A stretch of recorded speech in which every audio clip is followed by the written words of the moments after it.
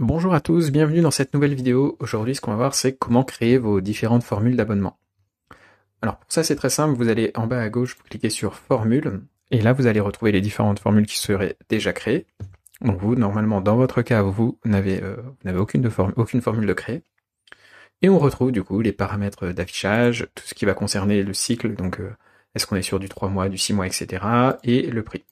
Donc là, dans un premier temps, moi, ce que je vais couvrir, c'est le cas le plus fréquent. Vous êtes sur BoxRaiser.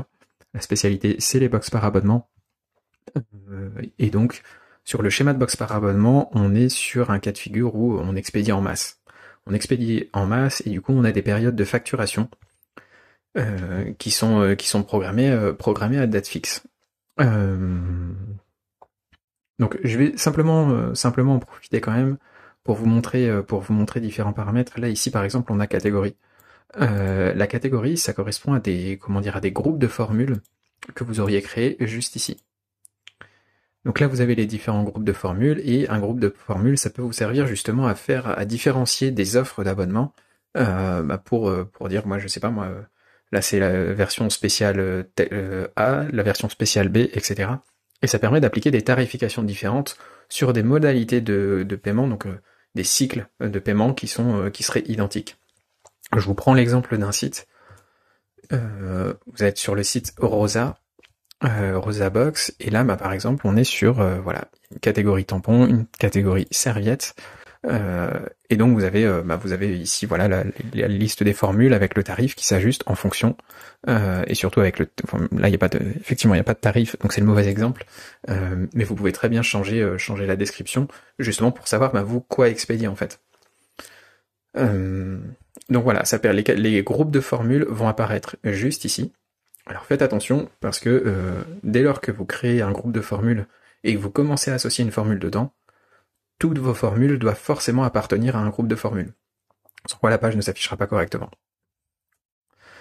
Voilà, petite parenthèse fermée, pour créer les groupes de formules, je vous montre très rapidement, mais il n'y a pas grand chose à faire. Vous avez le nom, une petite description qui s'affiche donc là juste en dessous. Le nom qui est donc dans le bouton qui est juste ici.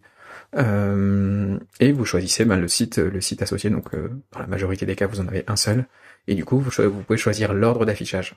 C'est-à-dire que voilà, vous choisissez lequel va s'afficher en premier. Donc pour en revenir à la création des formules, je vais cliquer ici sur créer une formule, et donc je vais lui donner un nom. Le nom, c'est ici, c'est ce qui s'affiche juste ici. On va pouvoir passer en mode avancé. Je vous montrerai tout à l'heure à quoi ça sert. Et vous avez donc information supplémentaire.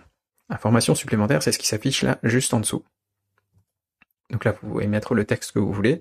Et ensuite, catégorie, donc c'est le groupe de formules que vous auriez déjà créé. Dans la majorité des cas, vous n'avez pas nécessairement besoin des groupes de formules. Je préfère mettre l'accent là-dessus. Vous avez cette possibilité, mais dans la majorité des cas, vous pouvez laisser ce champ complètement vide. Il n'y a pas de nécessité de créer des groupes de formules. Ensuite, vous avez l'image qui est juste en dessous. Donc là, c'est l'image effectivement qu'on va retrouver là en 1, 3, 6.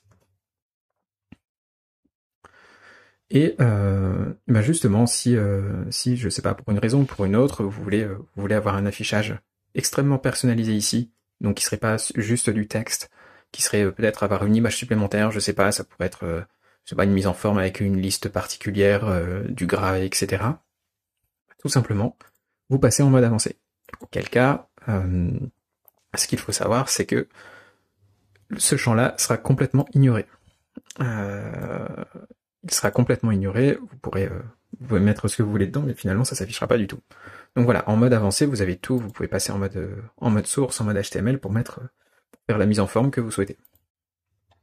Donc, on va rentrer sur la partie un petit peu plus compliquée.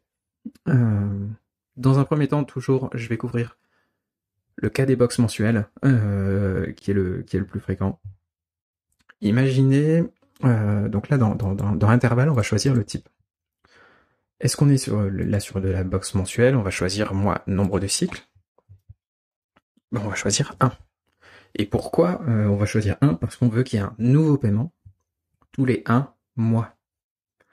Si on veut que je sais pas moi, il y a un nouveau paiement tous les 3 mois, donc pour faire présenter votre formule 3 mois, bah ici tout simplement j'indiquerai 3. Nombre d'expéditions pour cette formule, si on est sur la version 3 mois, en 3 mois, je créer 3 bons de livraison. Donc on va indiquer ici 3. Si on était sur une formule mensuelle, ici on indique 1, et ici forcément, sur une formule mensuelle, on veut un seul bon de livraison. Pour aller un petit peu plus loin, si vous voulez faire du 6 mois, 6 mois et 6 bons de livraison. On va faire en sorte que cette formule soit active. Moi, je vais reprendre quand même un exemple plus classique. Nombre de cycles 3 et 3. Jour du début de facturation. Alors c'est là que c'est un petit peu important. C'est ce que je vous disais tout à l'heure. Dans la box, vous expédiez en masse. En tout cas, c'est l'idée, c'est d'économiser. C'est l'intérêt du business model, c'est que vous n'expédiez pas tous les jours. Vous êtes en train de véritablement de faire de la masse. Pour ça, ce qui va se passer, c'est que vous avez un jour de début de facturation et un jour de fin de facturation.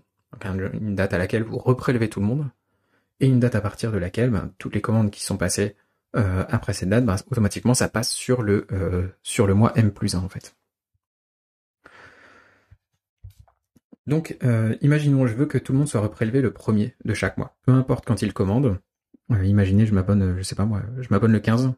Je m'abonne le 15, mon premier reprélèvement, ça sera le premier du mois M+2. Pourquoi plus 2 ? Parce que dans le jour de fermeture de facturation, ici on va indiquer 10. C'est ce que je vous indiquais tout à l'heure, dans la majorité des cas c'est ce qui se passe. Et ce qui veut dire que si j'ai commandé le 15, j'ai raté le train pour la box du mois en cours. Il est inutile de toute façon de passer ici à 15, 20 ou peu importe, parce que de toute façon le delta, le nombre de jours pour encaisser vos nouveaux abonnés, de toute façon ça sera toujours un mois, quoi qu'il arrive. Donc moi je vous conseille vraiment de laisser cette valeur. Et donc pour en revenir à pourquoi le mois M+2, parce que moi j'ai commandé le 15, du mois M, finalement on veut pas qu'il y ait un reprélèvement le premier du mois M+1, parce que j'ai déjà payé la box du mois M+1. Imaginez, je suis en décembre, j'ai payé le 15 décembre, on a passé le jour de clôture, donc le 10. C'est tant pis pour décembre. Alors vous pouvez modifier peut-être ces choses-là sur certains abonnés, etc. Mais bon, pour gérer le cas d'usage le plus fréquent, j'ai commandé le 15, automatiquement, mon prochain paiement, ça va pas être le 1er janvier, parce que j'ai déjà payé la box de janvier en m'abonnant justement au mois de décembre. Et à partir de du 1er janvier, donc je reçois ma première box, et donc je veux qu'il y ait un nouveau paiement le 1er février. Alors pour être exact ici, il faudrait que ce soit quand même sur une formule mensuelle et pas sur une 3 mois, parce que du coup ça biaise un petit peu les choses. Mais voilà, d'où l'importance en fait dans la box mensuelle de paramétrer les choses comme ça. Ensuite, on va choisir sur quel site ça appartient, sur quel site on va créer cette formule. Alors, s'arrête automatiquement, je vous déconseille de cocher cette case. Ça entraîne plein d'effets de bord. Là, l'idée, c'est vraiment de couvrir l'idée de la box mensuelle. Donc, expédition en masse, oui, parce que vous livrez en masse. Il n'y a pas de cycle d'engagement. Sur la box mensuelle, il n'y a pas d'engagement. Ce sont que des cartes qui sont prépayées. S'il y avait un engagement, attention, quand vous cochez cette case et que vous indiquez le nombre, le cycle d'engagement, par exemple, si vous voulez faire, je sais pas moi, vous voulez faire une formule mensuelle avec 3 mois d'engagement, donc 3 paiements de 1 mois, là ici vous allez indiquer 3, mais il faut savoir que vu qu'il y a la case qui est cochée au niveau de l'engagement, automatiquement tous les bons de livraison vont sortir en avance. On n'est pas en capacité de déterminer le statut du paiement, ça sera à vous de pointer les choses. Donc vraiment, de toute façon, sur de la box par abonnement, c'est pas du tout une bonne pratique que de faire de l'engagement. Vous faites du prépayé, mais pas d'engagement en particulier. Il y a une tacite reconduction sur toutes les formules de toute façon. Et 5 jours avant les reconductions des abonnements longs, donc les 3 mois, 6 mois et 12 mois, automatiquement, de toute façon, vos abonnés vont recevoir un email les invitant à se désabonner s'ils veulent pas avoir un nouveau paiement. Et même dans le pire des cas, mais toujours faire un remboursement si la personne n'a pas vu l'email ou pour toute autre raison. Ensuite, expédition en masse, période fixe. Période fixe, ça veut dire que ça fait le lien justement avec ce qu'on avait là-haut. Donc, juste ici. Donc, ça veut dire qu'on va vraiment utiliser le jour du 1 et du 10 pour avoir tous les reprélèvements qui arrivent en même temps et un jour de clôture de facturation. Le tag Affiliate, ça vous servira, ça fera l'objet d'une autre vidéo, c'est pour des opérations marketing. Donc c'est si vous voulez taguer et envoyer une conversion à Affiliate, une conversion spécifique sur cet abonnement. Comme ça vous permet de faire des programmes différents et de la rémunération qui est différente en fonction de la formule. Au niveau du prix, on va indiquer le montant direct à payer. Si je reprends mon exemple, là on est sur du 1 mois, et ben je veux que ce soit 20 € hors taxe. Donc attention, si vous êtes assujetti à la TVA, ici vous indiquez 20, mais par contre il y a la TVA qui s'appliquera en plus. Donc vous choisissez en plus le taux de TVA que vous voulez avoir derrière. Si vous n'êtes pas assujetti, vous indiquez directement les choses. Alors je profite quand même de ce message. Vous avez droit, pour ceux qui sont assujettis à la TVA, vous allez voir que voilà, les méthodes d'arrondi, histoire que ça puisse convenir à tout le monde, vous allez avoir vous avez accès à 3 décimales en fait. C'est-à-dire que imaginez par exemple, je sais pas moi, vous voulez afficher un prix à 25 € précisément, et vous voyez qu'il y a un centime de trop ou autre. Ben, tout simplement, vous allez pouvoir agir jusqu'ici pour pouvoir avoir un effet sur cet arrondi. Donc faites le calcul, il y a plein d'outils en ligne pour faire les calculs automatiquement là-dessus. Vous pouvez jouer avec ça justement pour vous rapprocher justement de la véritable valeur de votre abonnement. Voilà, donc si on passe en revue, juste ici le nom, le mode avancé. Dans la plupart des cas, je vous déconseille de l'utiliser. C'est vraiment pour des cas d'usage très très particuliers. Indiquez simplement une description ici. Il y a normalement pas besoin de catégorie. Vous pouvez ajouter une image qui s'affiche donc juste au-dessus là. Et puis, alors, je vous conseille des images en PNG sur fond transparent sur cette partie-là. Pas trop grande. Faites quelque chose qui est de maximum 250 pixels de large et une image pas trop haute surtout, parce que de toute façon, on va essayer de la redimensionner correctement pour qu'elle s'affiche correctement pour vos visiteurs. Au niveau des paramètres, l'intervalle, le nombre de cycles. Donc pour résumer, vous choisissez sur quoi vous êtes basé. Sur la box mensuelle, forcément, on va choisir mois. On va choisir le nombre de cycles. Moi, je suis sur 6 par exemple. Et le nombre de livraisons pour celle-là. Ça permet justement de créer d'avance les bons de livraison une fois que ça a été payé. Donc là, on sait que ça va créer 6 bons de livraison dès que la personne aura payé. Jour de début de facturation, dans 90% des cas, indiquez bien. Jour de début de facturation, le 1er. Jour de fermeture, le 10. Je sais qu'il y en a qui sont tentés de dire j'aimerais bien tirer jusqu'au 20 parce que ça me permet d'encaisser les nouveaux abonnés plus longtemps. Non, pas du tout. Pas du tout, parce que en réalité, vous allez avoir, quoi qu'il arrive, les 30 jours entre les deux périodes.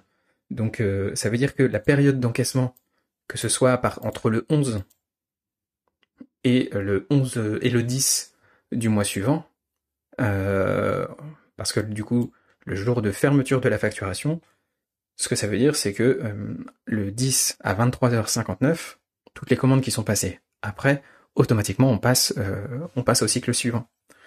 Mais que ce soit le 10 du mois actuel ou le 10 du mois après, en fait la seule incidence c'est sur votre premier mois de vente. Donc Moi, je vous conseille vraiment de rester sur ce paramètre. Il y en a qui indiquent 15, ça passe encore, mais c'est pas nécessairement recommandé. De toute façon, en 10 jours, on a fait tout ce qu'il fallait pour créer les flux de, comment dire, de paiement. Donc pour retenter de prélever le premier du mois qui a été reprélevé par le paramètre qui est juste ici. Mais ensuite, ça va être le 3, le 7 et le 10. Donc de toute façon, après on peut plus les reprélever. On choisit le site auquel doit être associée la formule. On coche la case expédition en masse.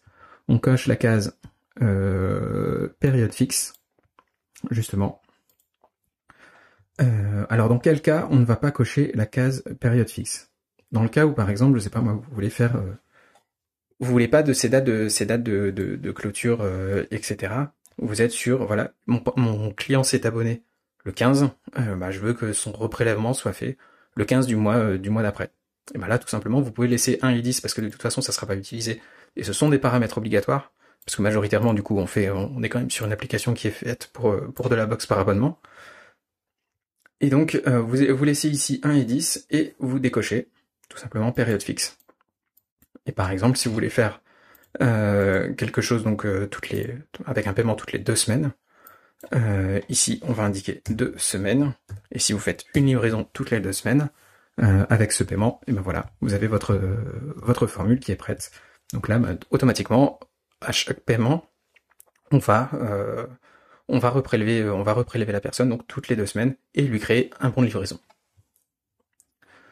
Au niveau des tarifs, rien de particulier à dire. Juste un petit rappel sur le fait que vous avez accès à 3 décimales pour avoir un impact sur l'arrondi, le sens que vous voulez donner à l'arrondi sur votre site. Et puis voilà. Donc c'était un petit peu dense. Moi, je vous conseille quand même de regarder une ou deux fois cette vidéo. C'est sûr que ça peut paraître, la première fois qu'on la voit, ça peut paraître un peu complexe, mais en réalité, c'est entre guillemets le prix à payer pour avoir toute cette flexibilité et avoir la main et être complètement autonome justement sur cette partie. Sachez que j'en profite pour couvrir le cas d'usage où finalement une formule est active ou inactive. C'est quand même, ça arrive assez fréquemment. On se demande, oui, mais moi je veux changer les prix de mes formules, mais je veux pas que mes anciens abonnés passent sur cette nouvelle, sur ce nouveau tarif. Ben, tout simplement, vous décochez la case ici. Donc plus personne en fait, à partir de là, plus personne ne peut commander cette formule. Donc elle ne sera plus proposée à la vente. Par contre, tous ceux qui sont abonnés à cette formule vont continuer d'être reprélevés sur le tarif de cette formule. Si je fais une modification là, quoi qu'il arrive, tous ceux qui sont sur cette formule sont impactés. Donc, vous désactivez la formule, vous en créez une nouvelle avec votre nouveau tarif, et dans ce cas, il n'y a rien d'autre à faire. Voilà, je vous dis à très bientôt pour une prochaine vidéo.